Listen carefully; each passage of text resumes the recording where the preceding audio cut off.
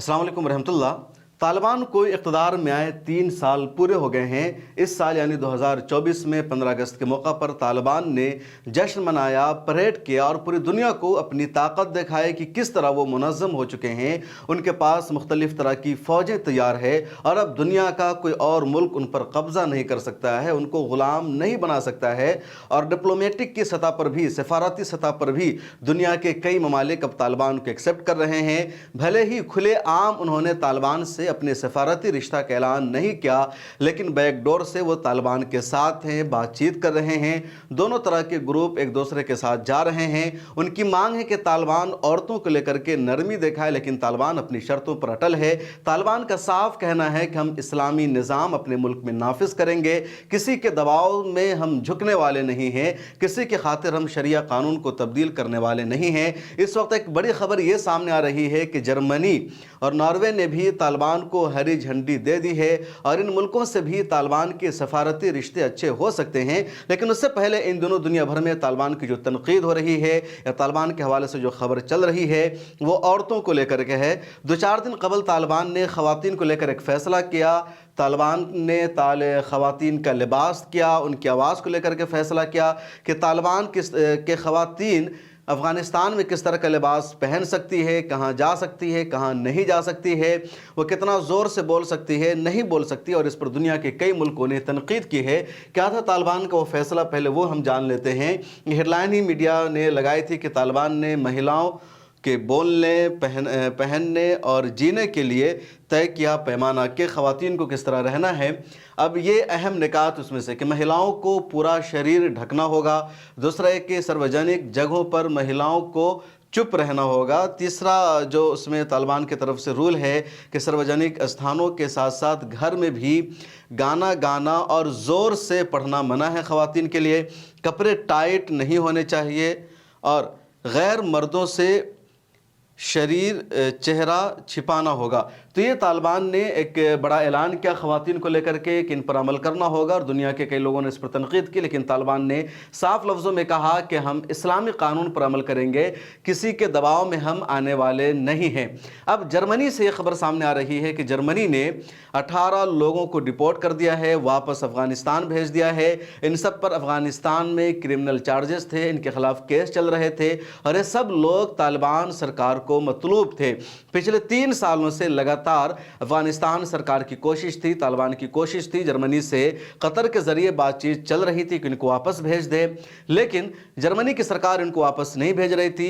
Germany की राजधानी Berlin में जो अफगानिस्तान का सफारत खाना है, जो एम्बेसी है, वो एम्बेसी भी वहाँ खुद मुख्तार और आज़ाद है, वो तालिबान के अंडर में नहीं है, तालिबान की बातों को नहीं मानती है, बल्कि वो जो एम्बेसी है अफ़गानिस्तान की, वो जर्मनी हुकूमत से हमेशा ये मुतालबा करती रही कि आप तालिबान की हुकूमत को तस्लीम मत कीजिए, उनके साथ रिश्ते मत रखिए और कोशिश कीजिए कि तालिबान की हुकूमत वहाँ से ख़त्म हो जाए और पहले की तरह कोई सरकार बने जिसकी सरपरस्ती, जिसकी लगाम अमेरिका के हाथों में हो। और जर्मनी हुकूमत वहाँ अब तक एम्बेसी के दबाव में थी, एम्बेसी की बातों को मान रही थी, लेकिन अब जर्मनी हुकूमत ने इसको ख़त्म कर दिया है। वहाँ की एम्बेसी और उसमें जितने डिप्लोमेटिक काम कर रहे हैं उन सब को जर्मनी की सरकार ने एक वाज़े मैसेज दे दिया है। सबसे बड़ा मैसेज यही दिया 2 दिन पहले कि उसने 18 लोगों को जो अफ़गानिस्तान के शहरी थे, उन पर क्रिमिनल चार्जेस थे तालिबान के ख़िलाफ़, वो वहाँ पनाह ले रखे थे, उन सबको डिपोर्ट कर दिया। जर्मनी ने वापस अफ़गानिस्तान भेज दिया और चार्टर्ड प्लेन के ज़रिए जर्मनी की हुकूमत ने इनको भेजा और ये सब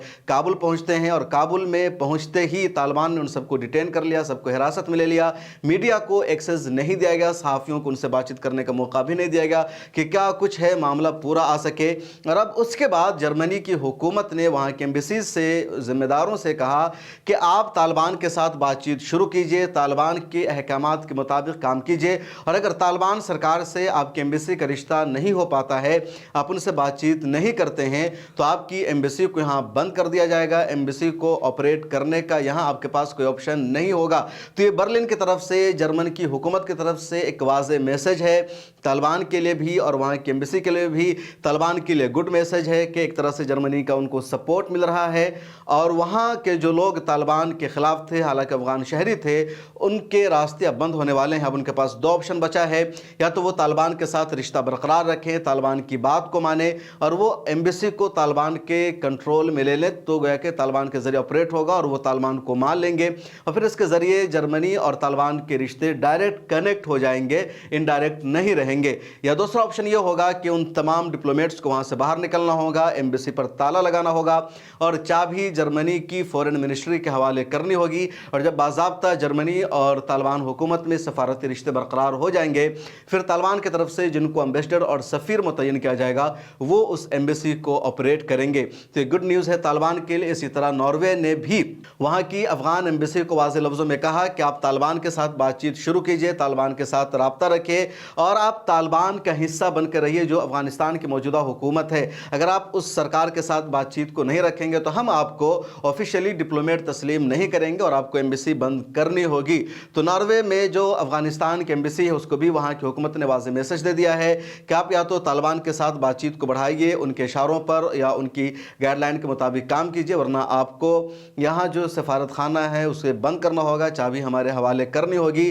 तो इन दोनों मुल्कों की तरफ से इनडायरेक्ट सपोर्ट तालिबान को ज़रूर मिल गया है और तालिबान के लिए गुड न्यूज़ है, जिस तरह इंडिया में हुआ था पिछले दिनों। और हालांकि इसको 2 साल हो गए कि इंडियन सरकार ने अफ़गानिस्तान सफारत खाना के जो हाई कमिश्नर थे, जो डिप्लोमेट्स थे, उन सबको वाज़ेह पैगाम दे दिया था कि आप या तो तालिबान के साथ अपने रिश्ते को बरकरार रखिए, उनकी गाइडलाइंस के मुताबिक काम कीजिए या फिर सफारत खाना बंद कर दीजिए।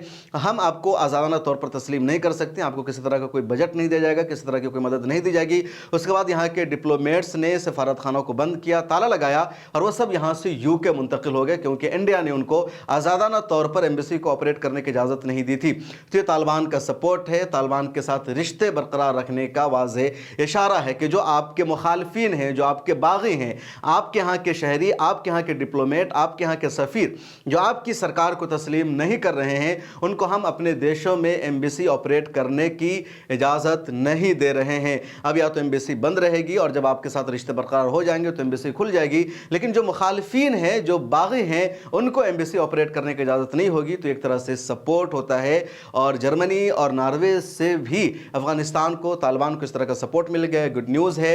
इधर महिलाओं को लेकर के जो तनकीद हो रही है उसका भी तालिबान ने जवाब दे दिया और कहा कि हम इस्लामी कानून के मुताबिक ही अपने देश का निज़ाम चलाएंगे। तालिबान की जो मईशत है, जो इकनॉमी है, अच्छी हो रही है, वहाँ की जो करेंसी है वो मजबूत हो रही है और पहले के मुकाबले में इस मरतबा तालिबान की हुकूमत का जो अंदाज़ है उसकी सभी तारीफ़ भी कर रहे हैं कि ज़माने से हम आहंग होकर अपने निज़ाम को चला रहे हैं। इस वीडियो में इतना ही। कमेंट सेक्शन में अपनी राय ज़रूर लिखिए, फिर मुलाकात होगी।